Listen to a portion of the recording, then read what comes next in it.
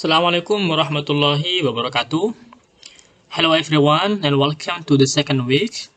Now we are going to continue our material on grammar and writing for unit 2. Kita akan lanjutkan pembahasan kita untuk topik grammar dan writing di unit 2 dari buku kalian.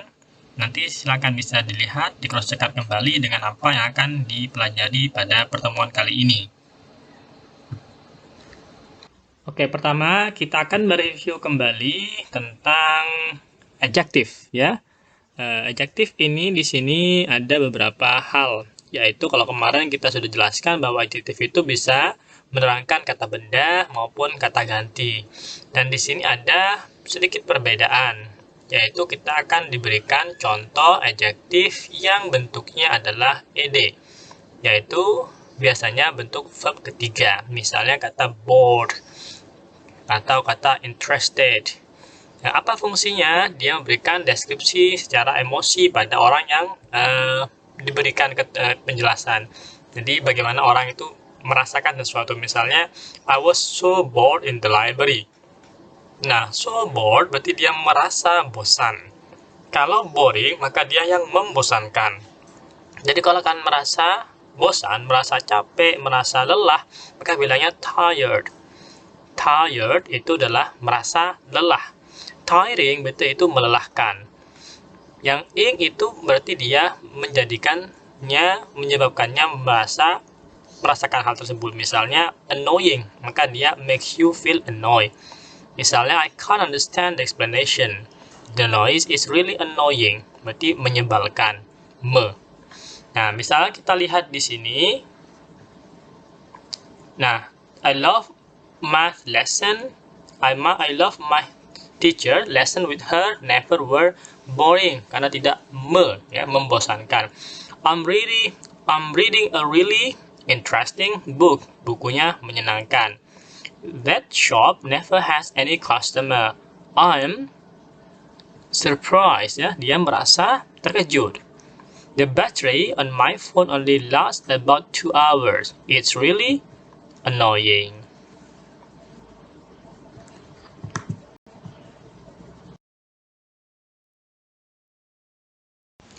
Nah, selanjutnya perlu kita perhatikan, kita akan masuk, tadi sudah diberikan penjelasan sedikit tentang adjektif, sekarang kita masuk ke verb. Ingat, verb itu adalah kata kerja yang biasanya berposisi setelahnya subjek. Nah, kalau kita udah memiliki subjek predikat, maka yang perlu kita lihat adalah apakah subjek predikatnya itu udah agree. Misalnya di sini ada kata adi. Adi itu singular, maka dia verbnya yang di underline adalah singular. Adi is a new student at UIN Maulana Malik Ibrahim Malang. He studies Arabic language and literature, misalnya ya. Maka he-nya dia sebagai subjek singular, studies-nya menjadi verb singular. Adi likes reading literature very much. Itu sama, Adi singular, likes-nya adalah verb singular. He comes from Ponorogo, East Java. He also studies English with his friends. He thinks, he-nya subjek, thinks-nya adalah verb singular karena he-nya subjek singular.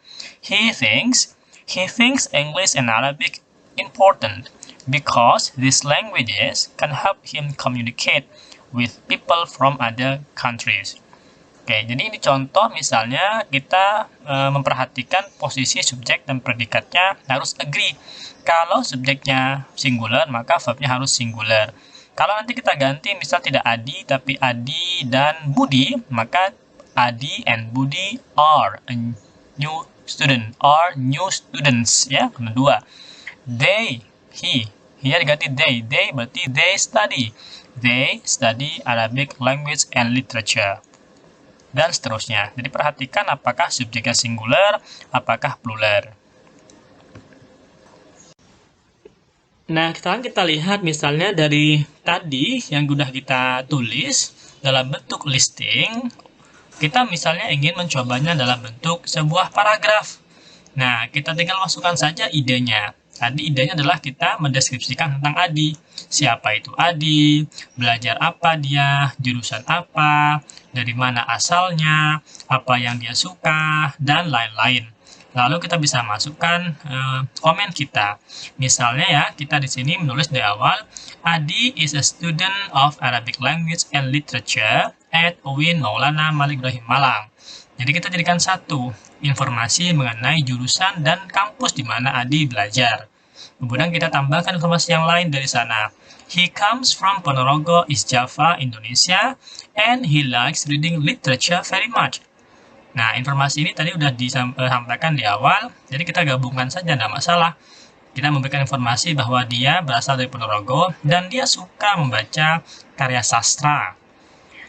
Besides Arabic language, he also studies English. Jadi selain belajar bahasa Arab, dia juga belajar bahasa Inggris. He thinks English and Arabic important because these languages can help him communicate with people from other countries.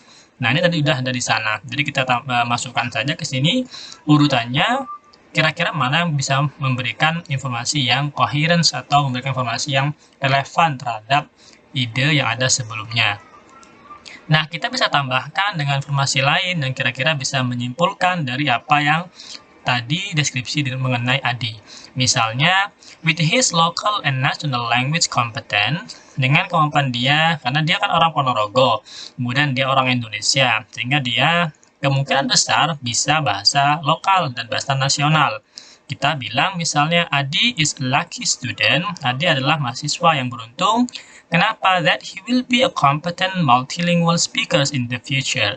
Karena dia barangkali akan atau sangat mungkin menjadi speaker yang multilingual di masa depan yang sangat kompeten. Kenapa? Karena dia sekarang belajar bahasa Arab dan bahasa Inggris. Dan dengan kemampuannya dia memiliki bahasa lokal dan bahasa nasional, maka paling tidak Adi akan memiliki kompetensi multilingual, yaitu bisa bahasa lokal, bahasa nasional, dan 2 bahasa asing, yaitu Arab dan Inggris. Nah, ini contoh misalnya kalau kita ingin membuat sebuah paragraf mendeskripsikan tentang Adi, orang atau mahasiswa baru, dengan memberikan informasi mengenai jurusannya, di mana dia berasal, apa yang dia sukai, dan lain-lain. Kemudian kita berikan informasi tambahan yang kira-kira masih relevan dengan informasi yang sudah ada. Oke, untuk latihan, silakan kalian coba membuat sebuah paragraf satu saja tentang your English teacher, baik itu ketika masih di SMA ya, atau ketika mungkin saat di universitas. Kalian deskripsikan tentang your teacher. Cukup hanya 5-6 kalimat saja, jangan banyak-banyak. Jadi buat sebuah paragraf tentang your English teacher, maksimal 6 kalimat, minimal 5 kalimat. Silakan drop your response in the comment. Nanti kita akan bahas, atau kalau ada pertanyaan bisa disampaikan. Thank you very much and good luck. Happy writing. Assalamualaikum warahmatullahi wabarakatuh.